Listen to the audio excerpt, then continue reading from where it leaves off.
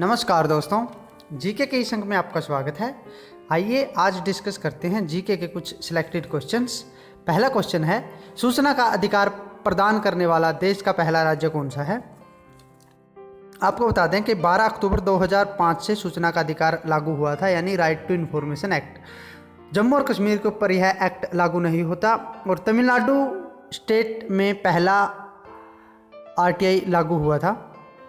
आपको बता दें कि महाराष्ट्र देश का पहला राज्य है जिसके अंदर ऑनलाइन आरटीआई लागू की है और तमिलनाडु ऐसा पहला राज्य है जिसने सूचना का अधिकार आरटीआई को सबसे पहले लागू किया था। नेक्स्ट क्वेश्चन है, यदि राष्ट्रपति और उपराष्ट्रपति दोनों का पद खाली हो जाए तो उनके कार्यों को कौन संभालता है। देश का मुख्य न्यायाधीश इन दोनों के कार्यों को संभालता है, राष्ट्रपति के कार्यों को संभालता है। इलेक्ट्रॉनिक वोटिंग मशीन के आधार पर पहला चुनाव किस राज्य में हुआ। आपको बता दें कि भारत के अंदर दुनिया में सबसे ज़्यादा मतदाता इलेक्ट्रॉनिक वोटिंग मशीन के थ्रू वोटिंग करते हैं और सबसे पहले 1982 में केरल से इसकी शुरुआत हुई थी।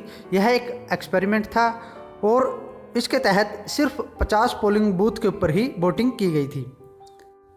नेक्स्ट क्वेश्चन है, लहसुन की विशिष्ट गंध निम्न में से किसके कारण होती है। सल्फर के कारण लहसुन के अंदर गंध आती है। संविधान लागू होने के समय कितने मौलिक अधिकार थे। आपको बता दें कि जब संविधान लागू हुआ उस समय हमारे यहाँ 7 मौलिक अधिकार थे, लेकिन 44वें संशोधन के द्वारा संपत्ति का जो अधिकार था उसको हटा दिया गया था और इसको हटा के इसको एक कानूनी अधिकार बना दिया था। दूसरे देशों के साथ कोई भी समझौता या संधि किसके नाम पर की जाती है। हमारे देश के राष्ट्रपति यानी देश के पहले नागरिक के नाम पे सभी समझौते और संधियां की जाती है। भूदान आंदोलन किसने चलाया। यह आंदोलन 1951 में आचार्य विनोबा भावे ने चलाया था और इसकी शुरुआत आंध्र प्रदेश से उन्होंने की थी और इसका मुख्य उद्देश्य था जमींदारों से आंदोलन के द्वारा जमीन लेके गरीब लोगों को जिनके पास जमीन नहीं है उनको देना। भगत सिंह को फांसी की सज़ा सुनाने वाले न्यायाधीश का नाम क्या था। जेसी क्लिंटन ने भगत सिंह को फांसी की सज़ा सुनाई थी। आपको बता दें कि 14 फरवरी को यह सज़ा सुनाई गई थी। क्रिप्स मिशन भारत कब आया। क्रिप्स मिशन 1942 में भारत में आया था और इसका मुख्य उद्देश्य था दूसरे विश्व युद्ध में भारत की मदद लेना। बांग्लादेश की मुद्रा क्या है। टका बांग्लादेश की मुद्रा है। अल्कोहल उद्योग में किस कवक का प्रयोग किया जाता है। यीस्ट नाम की एक फुंगी है जिसका प्रयोग अल्कोहल इंडस्ट्री के अंदर किया जाता है। सूर्य में कौन सा तत्व सर्वाधिक मात्रा में पाया जाता है। हाइड्रोजन वहाँ पे सबसे ज़्यादा है और उसके बाद है हीलियम।